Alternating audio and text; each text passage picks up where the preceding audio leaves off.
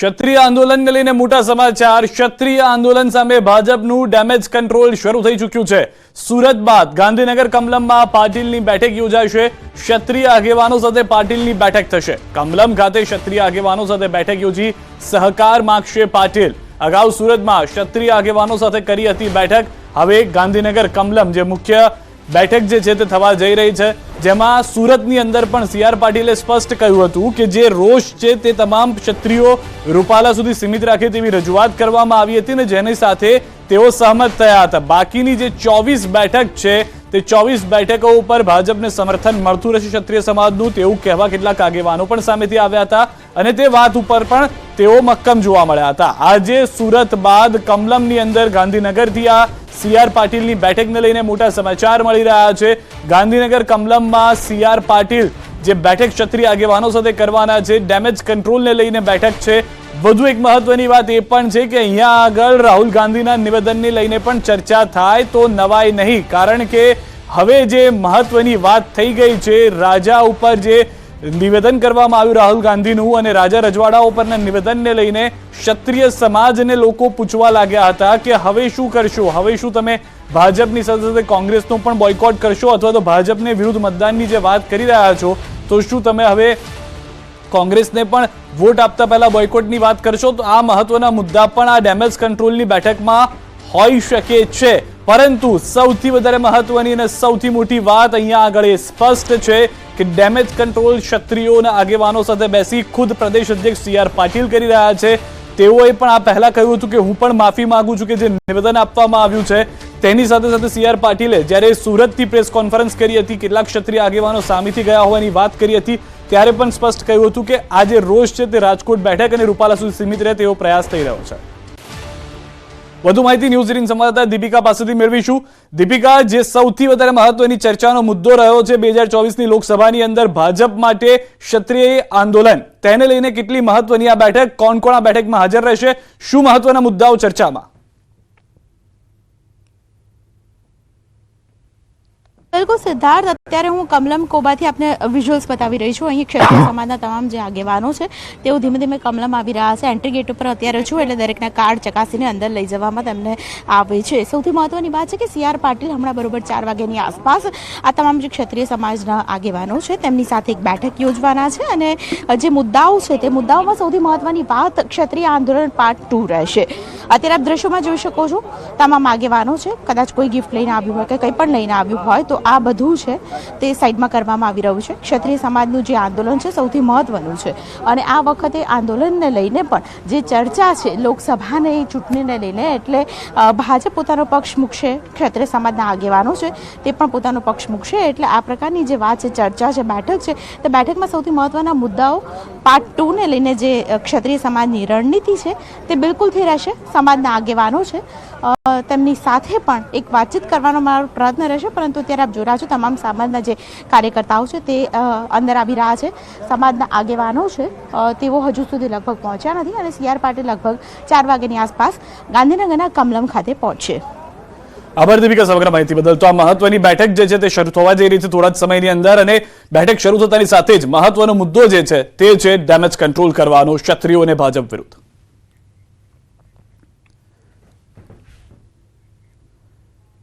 અને હવે વાત કરીએ રાહુલ ગાંધીના વિવાદિત નિવેદનની।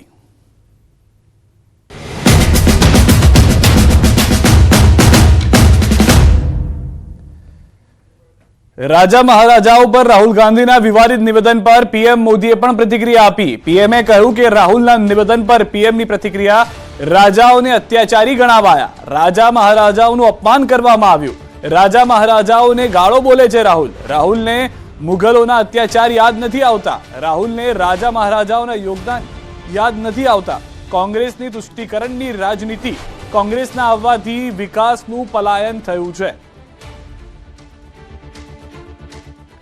તો રાહુલ ગાંધીએ જે નિવેદન આપ્યું હતું તેને લઈને પ્રધાનમંત્રી નરેન્દ્ર મોદીએ સીધો જે મુદ્દો ઉઠાવ્યો અને સ્પષ્ટ કહી દીધું કે રાજા રજવાડાઓ પર જે રાહુલ ગાંધીએ નિવેદન કર્યું છે તેમાં તેઓ જમીન હડપવાને લઈને અનેક વાતો કરી રહ્યા છે, પરંતુ શું રાજા રજવાડાઓનું જે યોગદાન છે, જે ક્ષત્રિય ધર્મની વાત છે તે કેમ યાદ નથી આવતી તેમને? हमारी आजादी की लड़ाई को भी वोट बैंक के नजरिए से, तुष्टीकरण के नजरिए से ही लिखवाया है।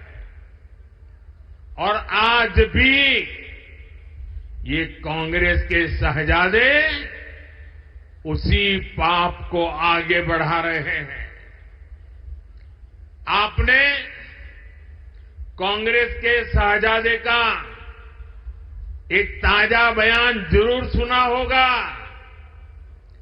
ये शहजादे का कहना है कि भारत के राजा, भारत के महाराजा ये अत्याचारी थे, ये गरीबों की जमीन छीन लेते थे, जब मर्जी पड़े तब उनका सब हड़प कर लेते थे। कांग्रेस के शाहजादे ने छत्रपति शिवाजी महाराज,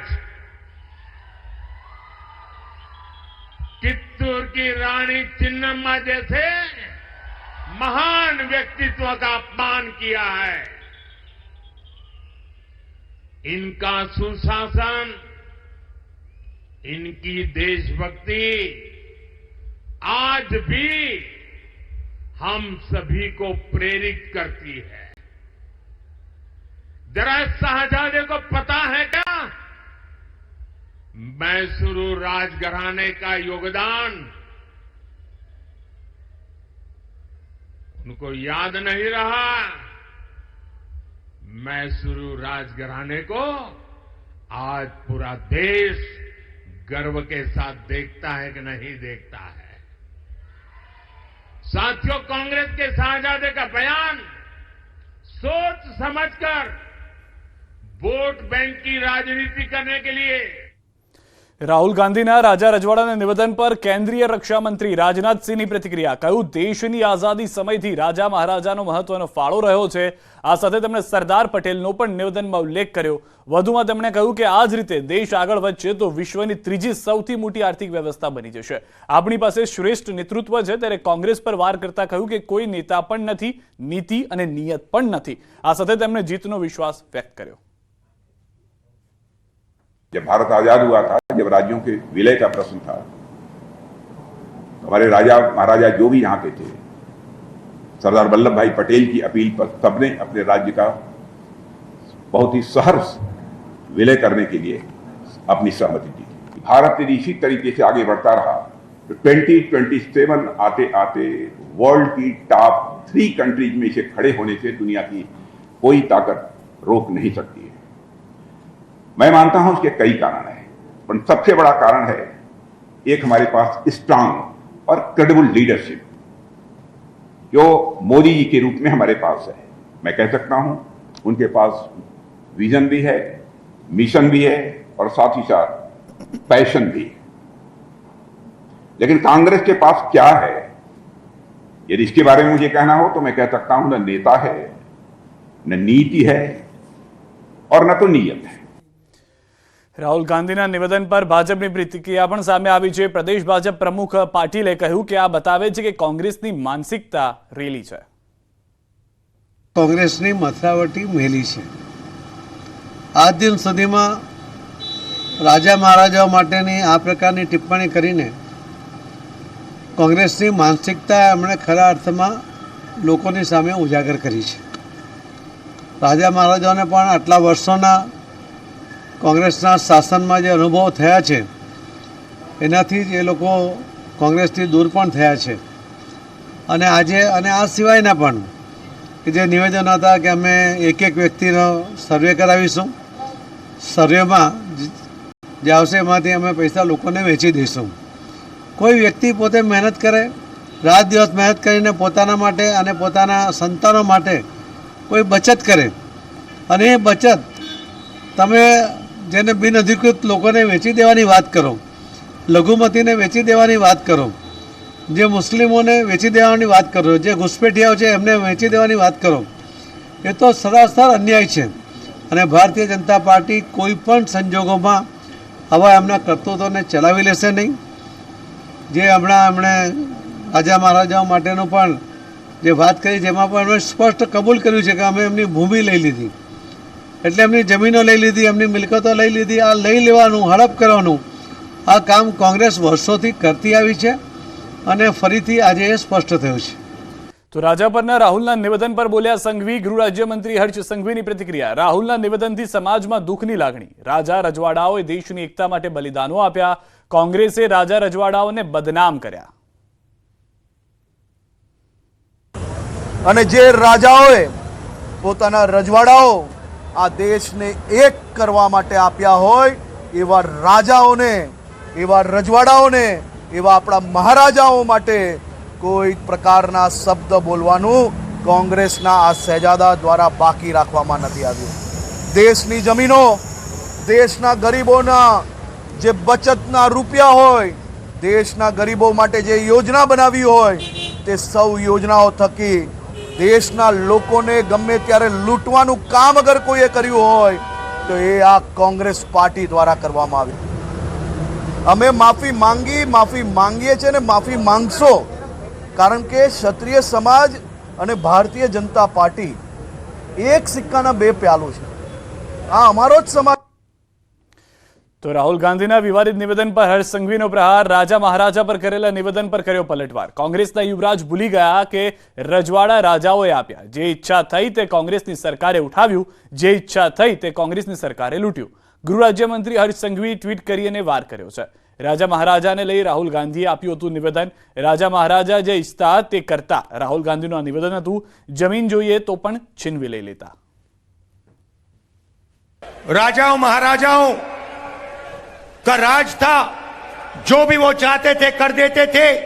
किसी की जमीन चाहिए होती थी उठा के ले जाते थे. રાહુલના રાજાના નિવેદન પર રાજકારણ ગરમાયું છે. ભાજપના મીડિયા કન્વીનર યજ્ઞેશ દવેનો પલટવાર. રાહુલ ભારતમાં ભણ્યા નથી એટલે ઇતિહાસથી અજાણ છે. રાજાઓએ જમીન દેશ માટે ન્યોછાવર કરી છે.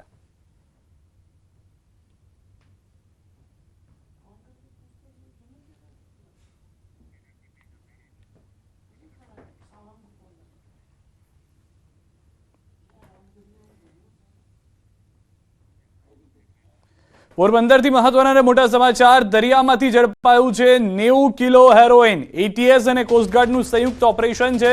90 કિલો હેરોઇન સાથે 14 પાકિસ્તાની સકંજામાં આવ્યા છે. ભારત લાવવામાં આવી રહ્યું હતું ડ્રગ્સ.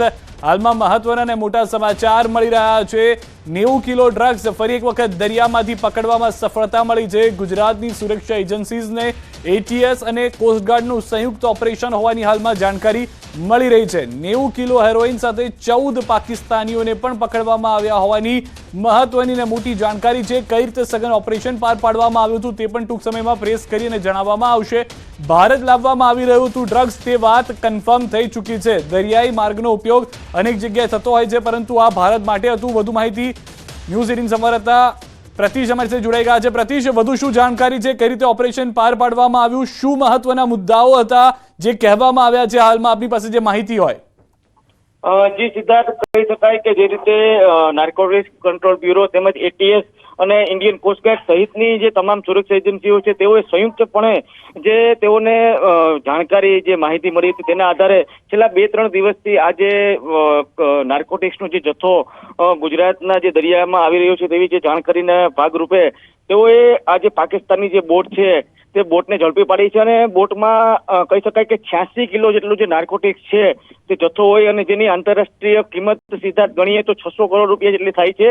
અને આ બોટમાં જે 14 જેટલા જે ક્રૂ મેમ્બરો જે બોટમાં સવાર હતા તેઓને પણ પકડી પાડવામાં આવ્યા છે. અને આ જે તમામ જે નાર્કોટિક્સનો જથ્થો અને જે ક્રૂ મેમ્બરો જે છે બોટમાં સવાર તેઓને મોડી રાત સુધીમાં પોરબંદર લાવવામાં આવે તેવી શક્યતા જોવાઈ રહી છે. સિદ્ધાર્થ, આભાર સમગ્ર માહિતી બદલ પ્રતિશ. તો હાલમાં જે રીતે જાણકારી આપવામાં આવી રહી છે, ભારતમાં લાવવામાં આવી રહ્યું હતું આ ડ્રગ્સ. અનેક વખત ભારતના જ આ દરિયાઈ વિસ્તારનો ઉપયોગ, દરિયાઈ સીમાનો ઉપયોગ, દરિયાનો ઉપયોગ અન્ય દેશમાં ડ્રગ્સ મોકલવા માટે કરવામાં આવતો હોય છે.